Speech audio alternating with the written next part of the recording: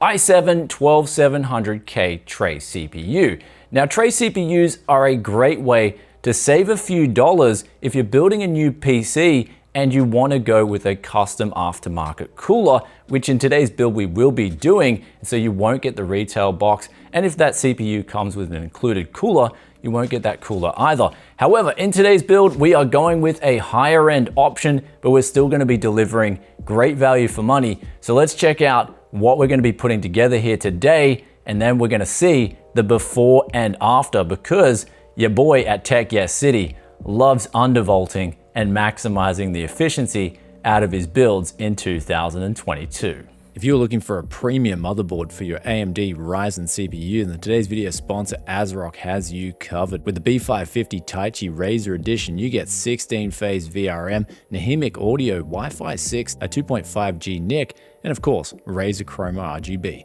Links in the description below to find out more. Welcome back to Tech Yes City. Now in today's build, the case, the 5000T from Corsair, and also the Z690 Riptide from ASRock were sent out for me to take a look at.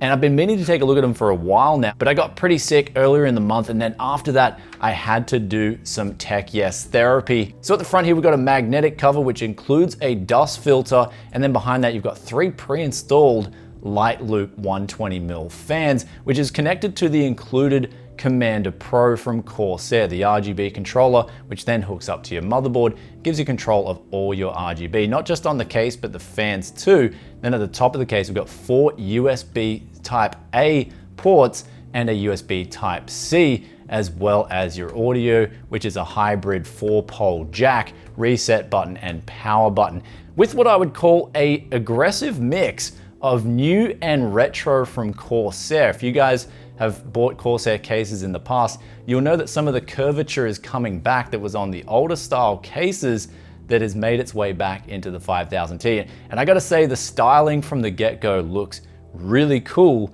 as well as the bottom feet, which reminds me of the 780 that Corsair brought out quite a while ago. And I actually did a custom build on it, so I'm very familiar with this case. And this is going to match our motherboard's color scheme perfectly, which is the Z690 Phantom Gaming Riptide from ASRock. It's got a 13-phase VRM, as well as having heat sinks on all those MOSFETs ports. So not only is the board coming in with a decent price for a brand new Z690, but it's also got DDR4 support instead of DDR5, so you can save money on your RAM. And so later on, when we do some stress testing, we'll be looking at the 12700K temps fully loaded up on this board, as well as undervolting and what we can do with this particular Mobo. Though we've also got 32 gigabytes of Corsair Dominator Platinum RGB DDR4 memory, and this is 3600 megahertz, so it's going to be quite quick, great for a 12700K to match up for that beautiful snappiness. Then for the SSD, we're going with a P&Y PCIe Gen 4 CS2140.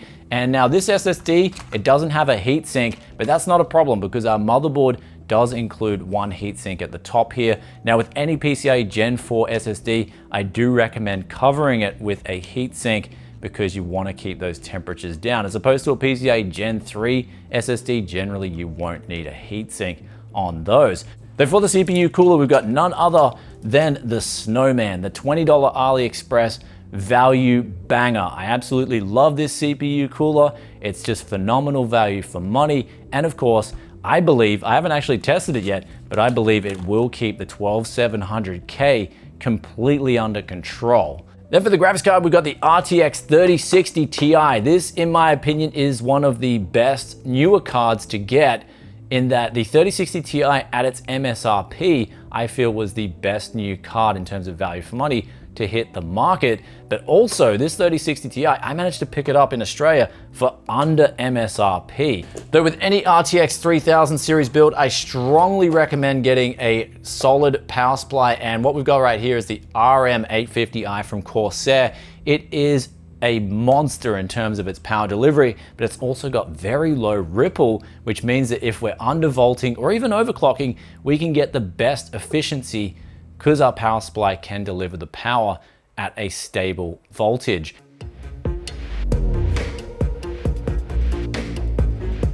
So our first problem that we have come into after installing the CPU is actually mounting the CPU cooler. And this is where the bracket included with the Snowman doesn't officially support LGA 1700, but we can get around this by mounting the clips vertical instead of horizontal, and that will be absolutely no problems at all in the end. And I've actually tried this out before, and it works just as it would on any other socket. So that's one problem we've come into, but it's one problem that is easily fixed. So you don't have to worry about getting a Snowman and being like, oh my God, it's not gonna fit, as opposed to some metal bracketed coolers that you'll have to drill holes and do all sorts of janky stuff. This is actually a real easy fix.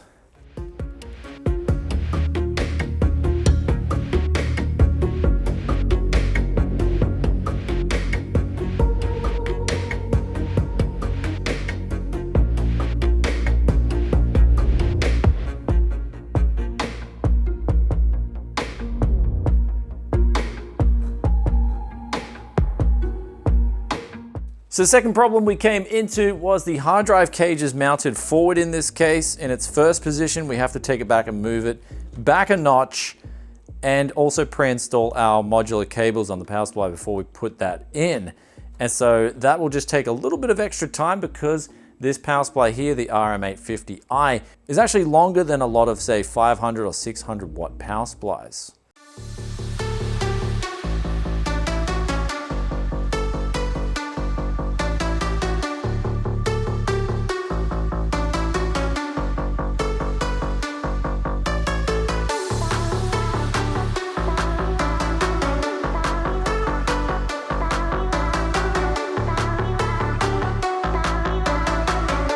And this build is now complete, and it was absolute breeze to build in after we moved that hard drive cage and then fitted the power supply. Everything just fitted really quickly. I didn't even need to remove this shroud here for the cables and running them through the grommets. It was actually a little bit of room there to do that. Everything was just smooth sailing. The cable management was super easy at the back. You've got the included straps, or you can use zip ties. Both are included, and you get a lot of them for doing a mighty fine job. There's also this airflow mount at the front if you don't wish to use the hard drive cage at all and keep that out. You can install this. Now you may notice there's also 2 temp sensors included with the Commander Pro on the 5000T. So what I've decided to do is quickly mount one up the bottom and one up the top. That way we can check the case temperatures top and bottom, since CPU, DRAM, and also VRM and GPU temperatures will already be reported in software. So it's handy to know how the airflow is going to turn out with top and bottom manual sensors, just to find out that information. Though one thing I am a little bit worried about is there is no exhaust fan included with this 5000T. So we're going to get onto some temperature tests now, and then also, if we need to, see how the build runs with an exhaust fan too, and glass on versus off. So let's get into those tests.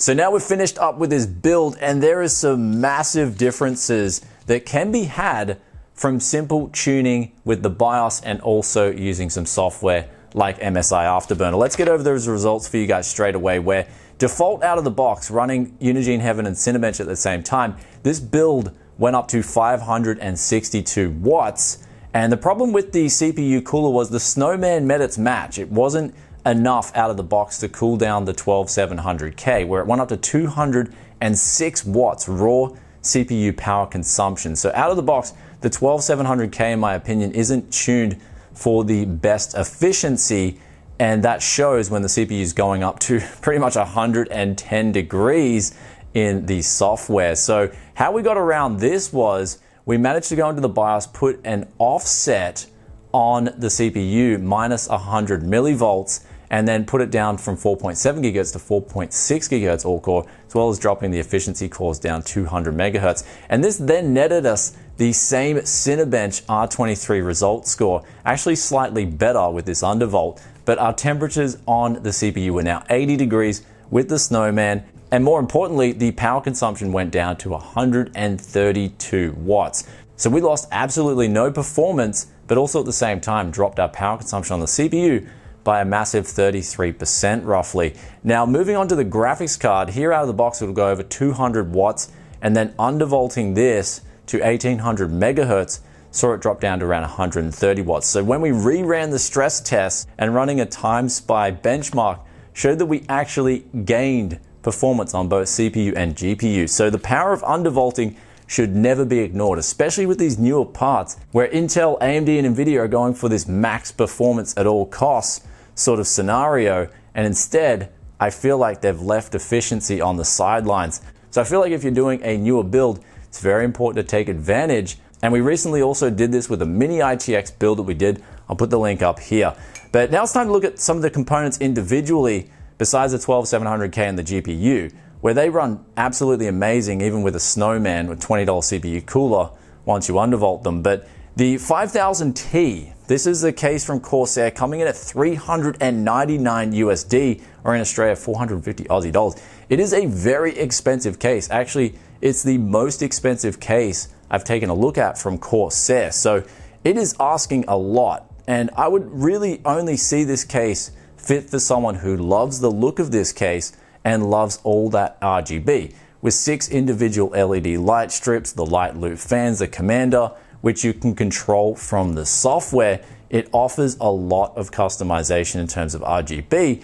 However, I do feel like Corsair needed to add in an additional exhaust fan on this build, not just to complete the look in my opinion, but also help with temperatures. And we'll pull up some temperature results here, where out of the box, we had the graphics card at 100% fan speeds in a 27 degree ambient environment, going up to 72 degrees with the glass on. And then when we opened the glass, sort of replicating an open test bed setup, we went down to 70 degrees. And then once we added in the exhaust fan, we went down to 69 degrees in that same scenario. And then with the glass closed, 71 degrees. So an exhaust fan will help out and lower the temperatures, but also the temp sensors that we added in before from top and bottom, that dropped 2 degrees on both sides. The Z690 Phantom Gaming Riptide from ASRock, this board actually really impressed me, going up to 68 degrees with those 206 watts out of the box. On the VRM, the software reported 69 degrees and the heatsink went up to 50 degrees. This is quite a lot of power to put through that VRM, and it handled it absolutely fine. And then move through the onboard audio. If you've got a set of mid-range cans, this is going to provide actually a pretty solid experience, with crosstalk levels and frequency response curves being absolutely fine. Though the main star of today's video, the 5000T from Corsair, I'm going to give you guys my thoughts and opinions on it. I think it's very expensive. It's coming in at 399 USD, in Australia 450 Aussie dollars. And this is a very steep asking price for a mid-size ATX case. And in fact, recently testing and building in the 5000D, I'm going to say that I personally prefer the 5000D, where I think Corsair really set the benchmark extremely high on that case in terms of its price and build quality. But more importantly, it comes down to personal preference. Where for me personally, if you're looking for a larger mid-size ATX case, the 5000D is not just my favorite case from Corsair, but it's also my favorite mid-size ATX case, period. It has this very clean look to it. Sort of comparing the 5000D to the 5000T, it would be kind of, if you guys are into cars, be like comparing an R32 GTR with the more boxy look to the R33 GTR with the more curvature sort of look. And for me personally, I prefer the boxy look. I think it's very clean, but it's each to their own. And in this case, if you're looking to get the 5000T and you love the look, and especially if you love RGB, then this case will deliver on that aspect. But just keep in mind the price differential between the 5000D and the 5000T is quite big. So it is a lot to stomach, and I'd say you would only be going for this case if you've seen what it can do and you really fall in love with the look of it. Other than that, it's not really a value play here from Corsair. Though again, back to that critiquing point, I would have loved to have seen Corsair add in that additional fan, though the case itself, very high build quality, you've got ample room for cable management, and there's a lot you can do inside the 5000T without much effort to get a really clean finish. Though do let us know what you think of today's build in the comment section below. I'll also leave some links for some of the parts that we used in today's build if you want to build something similar. And also let us know in the comments what you think of the 5000T in particular. And love reading those thoughts and opinions, just like this question of the day here, which comes from Loyal's Review. And they ask, I was messing around with my motherboard BIOS and now it won't turn on. Is this bad? And basically, if you've been messing around the BIOS, you've probably changed a setting, maybe clocked the CPU too high without giving it enough voltage, or put in a too high RAM overclock, and now it just won't boot. And so the easiest way to do this is just to reset the PC by turning off the power supply at the back and then leaving that off for say a minute, or even trying to press the power button to drain the power fully and then taking out the little circular battery. You may have to remove your graphics card in order to do this, and then leave that battery out for an additional minute, then put it all back together, turn it on, and your PC should boot absolutely fine. If it doesn't boot fine after that, you may have damaged something, overclocking. So do keep that in mind, that it's always not a guaranteed thing to be messing around in the BIOS if you aren't familiar. Anyway, hope that answers that question, and I will catch you guys in another tech video very soon. If you stayed this far and you're enjoying that Tech Yes content, be sure to hit that sub button, ring that bell, and also if you want some behind the scenes access, I'll also put the link in the description below. And also if you want some behind the scenes vlogging, stuff like that, then you can become a YouTube member and hit that join button for as little as $1 a month. I'll put some links in the description below, and I'll catch you in the next video. Peace out for now. Bye.